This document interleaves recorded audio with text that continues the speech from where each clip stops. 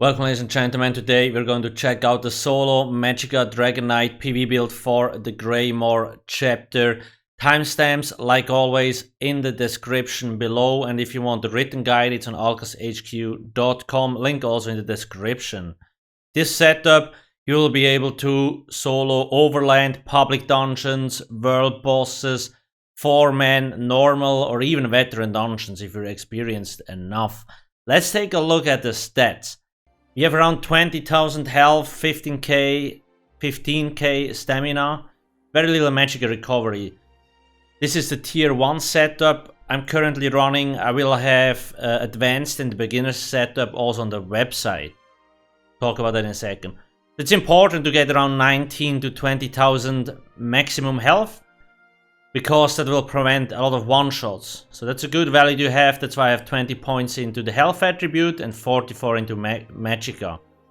Stamina is important, because on a solo build you have to dodge roll a lot. Often, especially when you're fighting bosses, you can dodge roll and then you will get 0 damage. So a heavy attack from a boss that usually does 40,000 could become 0 just by dodge rolling.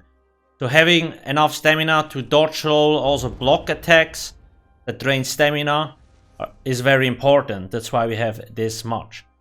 The Magicka recovery is low because we have a lot of passives and a very good set that actually helps us sustain. Nonetheless, we also have some other options like buff food that we can change. I will talk about that in a second.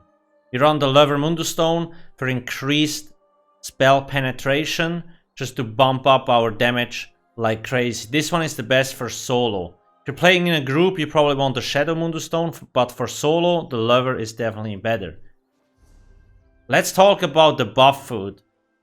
So on the tier 1 setup, I run the Sugar Skulls or the Longfin, and on the advanced and the beginner setup, I run the Witch Mothers.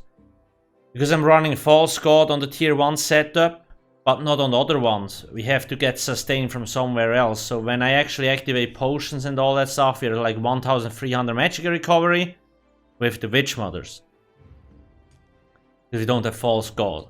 But with False God, we can have really low and it will still be fine. These buff foods, like this one is a little bit more expensive, but the Longfin pasty with melon sauce is super cheap. You can buy a stack of 100 for like 5,000 gold. Gives you max health, max Magicka and max stamina. Whereas the Witch Mothers gives you max Magicka, max health and Magicka recovery. So this one scales. You can use that from level 1 to max level. And it's also very cheap to buy in the guild store. This one's a little bit more expensive. The second thing I want to talk about, potions. They're also very important. Often people use Essence of Spell Power to give you Major Sorcery and Major Prophecy and Major Intellect. That's 20% more spell damage, 10% more spell critical, and 20% more Magicka recovery. Now on a Dragonknight, we don't necessarily need that stuff because we have Cauterize on the front bar, which gives us Major Prophecy, middle text. And on the back bar we have Molten Armaments, which gives us Major Sorcery, 20% spell damage. So essentially you can just run the cheap potions that drop from monsters, or also can be bought from the guild stores or crafted. If you want to know how to craft these, the ingredients are on the website. So potions and buff foods are very important, and often people don't run buff food or just like run the wrong ones, don't use potions. If you want to become a good player, you gotta get used to buff foods and potions, because they boost the damage of your character and just like overall effectiveness like crazy. The last thing in the crafting section, alchemy, medicinal use. When using potions, resulting effects last 30% longer. Potions normally last 33 seconds, but with that passive, they will actually last 47 seconds. And the potion cooldown is 45 seconds, so you can get 100% uptime on all these buffs. Especially useful when you use these. Takes 20 minutes to level this up. On my website, in the crafting section, I also have a leveling guide for all the stuff. You need this on all your characters. The race, all Magicka based races work. I usually prefer a Breton if I want more spell cost reduction, so easier sustain, or a high elf if I just want to go out on all like max damage. Because they get 258 spell damage and 2000 max Magicka with a little bit of extra sustain. So high elves or the Bretons with the sustain. But if you're a Khajiit, the dark elf, it also works, no problem. As long as it's a Magicka based race, you're good to go. Should you be a vampire with this setup? Not really, no, but you can if you want to. Talking about the gear setup, so this here is the tier 1 gear setup. False God.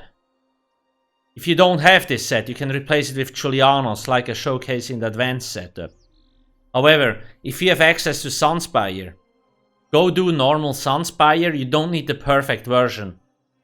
The difference between perfect and imperfect is very small.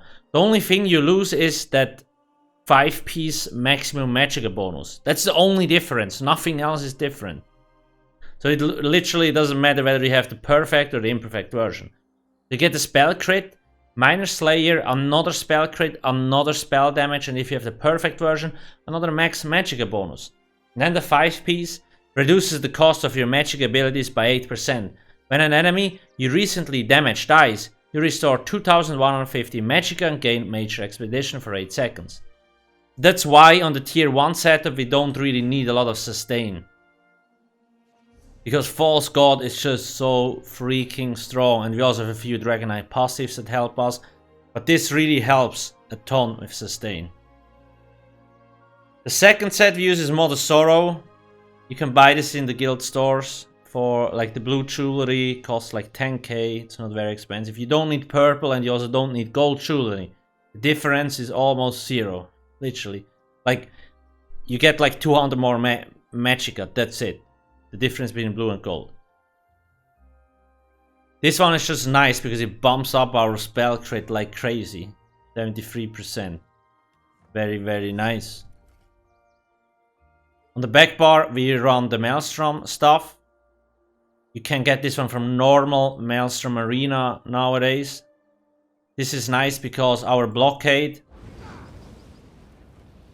deals a lot of damage, and even when we're on the front bar, the set effect will actually stay active, so our light and heavy attacks do more damage. And the weapon damage enchantment with the infused will be up 100%. So I proc this, and you can see the weapon damage enchantment. It's funny, Ice Heart goes off. It reapplies, even though we're on the front bar. So essentially, that is 452 spell damage for free. Spell damage, yeah. Just like this, all the time, 100% uptime. Now on the Magicka Dragonknight, I run fire staves. Yes, you could run shock staves, but it just feels kind of wrong.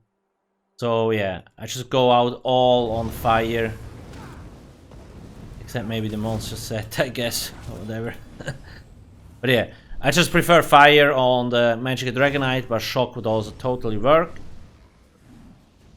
If you don't have a fire Modosaurus stuff, get the shock one. There is a quest in Deshan that gives you a shock stuff for free. It's still better than anything else. I will put the link in the description as well. So you can, it's like 10-minute quest and it's super easy to do. So I run a precise flame damage enchant front bar and infused weapon damage on the back bar. Here all arcane with spell damage. Then I have full divines with max magic enchantments. I have 5 light, 1 medium, 1 heavy. That's because we want to get undaunted passives, 6% more resources through undaunted metal. Because we have a heavy piece, we also benefit from Juggernaut, another 2% extra health. The last set is Ice Heart. I just slapped this on any solo Magicka build because we have a super high crit rating. It will always proc on cooldown and give us a 5000 damage shield. Which can be really nice and save you. Like sometimes, like you see it procced.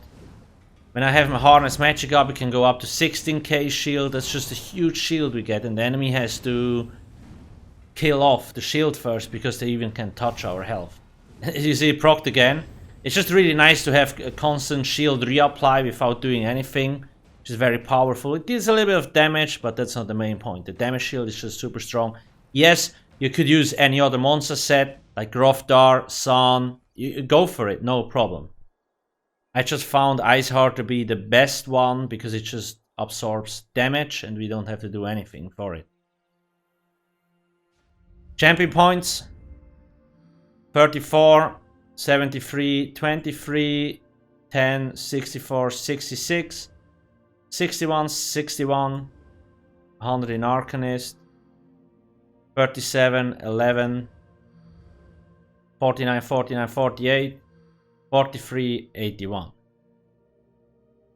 You can play around with this, like for example, when we run the tier 1 setup, we could probably put a few more points into tenacity to gain heavy attack, resource restore, but it doesn't matter that much, it's not that big of a deal.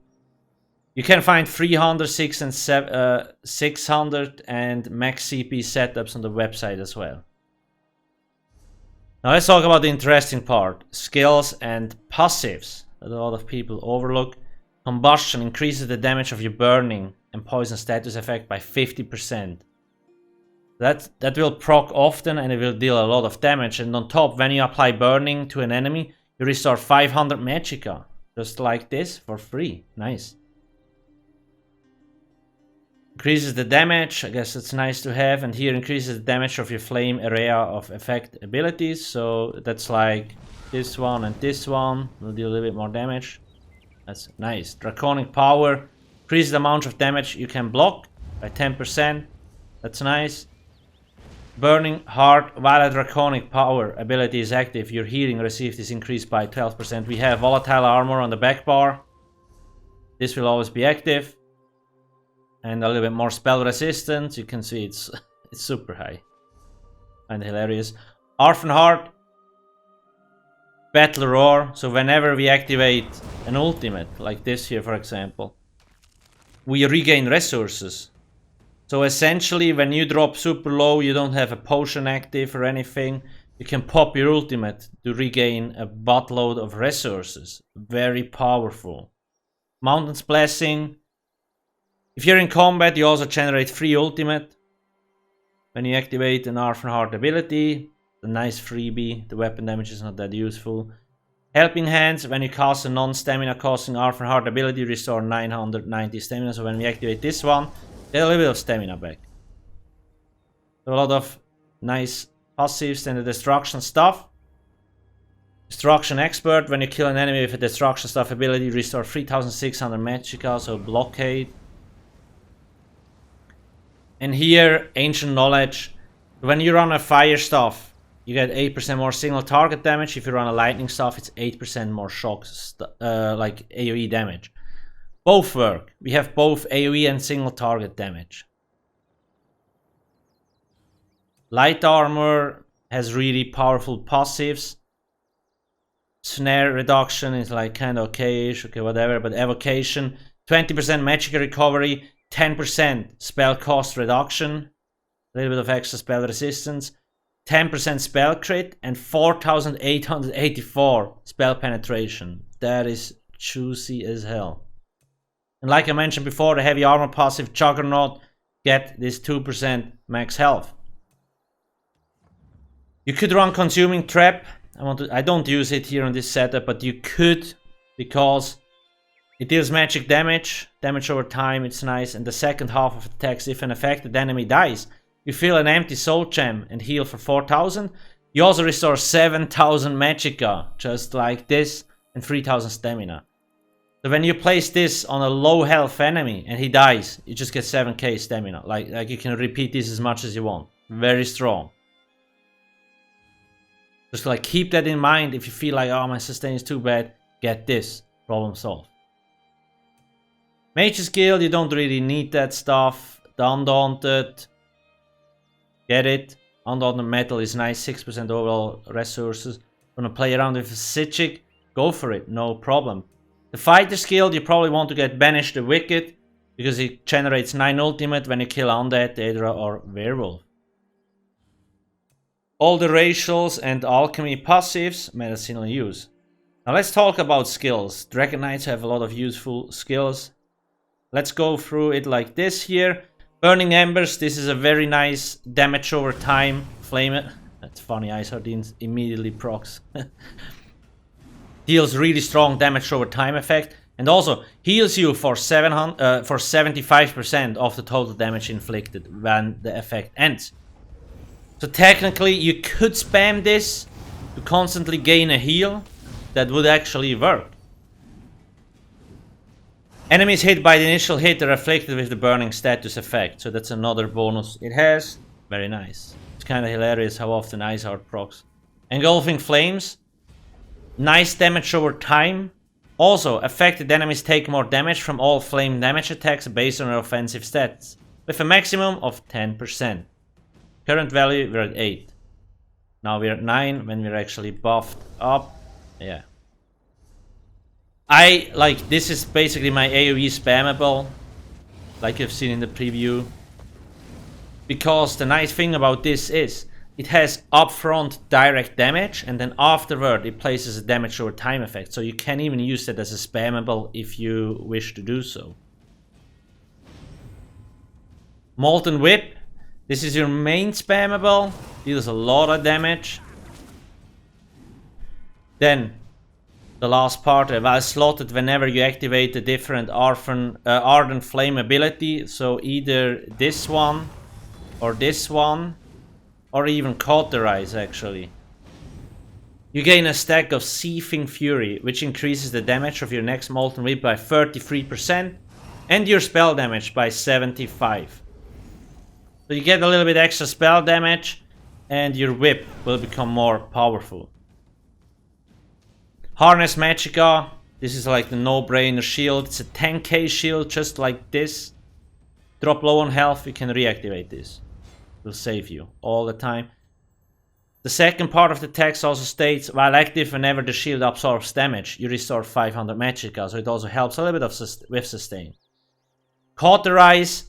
Now why do I not run Flames of Oblivion? Well, as a solo build, this is my main heal. Pretty much. If I have this active, I'm not gonna die unless I get one shot. It heals for so much. On top, it gives Major Prophecy, 10% more spell crit. So activate an aura of flames which launches a fireball at yourself. Doesn't sound super healthy, but in this case it actually is. Or an ally to cauterize their wounds every 5 seconds. Healing them for 4,761 health. This procs every 5 seconds, but if you want to instantly get the heal, you can just reactivate it and it will heal you. Do you see the heal? It goes off all the time, so it's kind of like a burst heal and a heal over time. This is active, you can just use the Harness Magicka while this will heal you up, or the Burning Embers to heal you. Easy peasy lemon squeezy, great skill. Ferocious Leap, this is your... So your main ultimate is kind of like Standard of Might because it's just so strong, but this just looks 10 times cooler to be honest.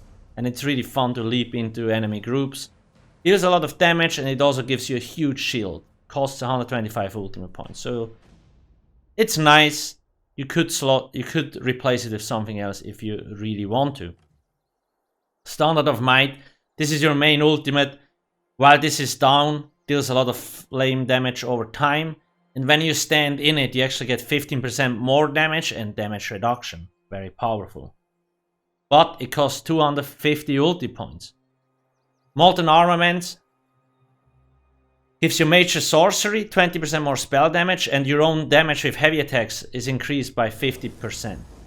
So technically this is a flex spot. Because if you're using expensive potions, you don't really need this, you could run something else here. But if you just run the very cheap potions, this is a good skill. Volatile Armor. First off, it gives you Major Resolve, increasing your physical and spell resistance by 5,280 for 20 seconds. And then, you release a spray of spikes around you, causing enemies hit to take 10k magic damage over 10 seconds. So it's also a nice damage over time effect. And on top of that, while active, the armor returns 1,648 Magicka damage to an enemy that uses a direct damage attack to you. So yeah, very strong, nice damage over time effect, and it also gives you more resistances. While I mentioned before, also increases your overall healing. Elemental Drain doesn't cost anything, can spam it as long as you want. Always place it on the highest health enemy. It will reduce their spell resistance by 5280, so it will deal more damage. And it applies minor Magicka still. So every second you get 300 Magicka for free. That's why we place this on the highest health target, because they usually die at the end. So we deal more damage and we have a constant Magicka return from them. Because if we apply this on small enemies, they constantly die and it will stop working. Eruption. Very powerful damage over time ability. They kind of can like create a carpet of death or whatever you want to call it, like AoE damage. It's just so much. And then we have Unstable Wall of Fire, which once again is a very powerful AoE damage ability. Also explodes at the end. Burning enemies take 20% more damage from this ability, and we always have burning active pretty much. And it keeps our weapon damage enchantment on the back bar active and the crushing wall set, even on the front bar. Could you use other abilities? For sure. We have a lot of good abilities, play around with them a little bit. I just found this to be a pretty like balanced setup. And it just looks like all the fire abilities look pretty cool. To talk about the most important aspects again before we check out the outfit. Dodge rolling, blocking, shielding. That's the first thing you need to learn. When you know when to dodge roll, shield and block, you will not die anymore. Keeping up your heal. Very important. Your defensive abilities. The second thing you need to learn. If you drop your heal, you're going to die. It's that simple. But once you learn to keep up, that's why it's on the front bar. It has like two positive effects. First off, you get the Major Prophecy, and it's always ready. Like, we can immediately press it and we will get the burst heal. Very powerful. So always keep the heals up, your damage mitigation, once that is taken care of. Keep your carpets up with your AoE abilities, and then if you still have time, deal damage.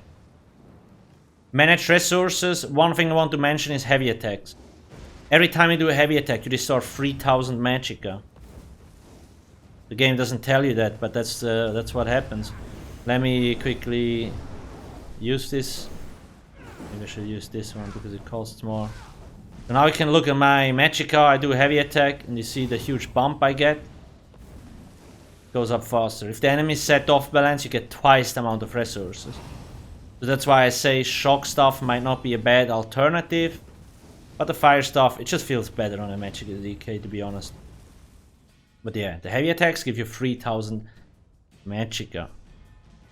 If you run tier 1, use the tri-set buff foods. If you run the advanced or beginner setup, use witch mothers. Get used to running potions and buff foods all the time. If you want to become a good player, you gotta get used to this. The most important thing. Let's take a look at the outfit. Ebonheart head, Dremora pauldrons, then the Dremora bracers, Fire Ray greaves, Ancestral Nord staff, the Stormlord cuirass, Sunspire waist, Jeffrey Paladin Zabatons, and I use the colors Frozen Blood and Cold Harbor Ash Black. How do I get glowy eyes? So the Ebonheart, like this thing here, the Ebonheart head has this cool feature that you actually can see through some fake eyes. And then you can use a skin, like the Blood Forged, or any other for that matter, to get glowy eyes.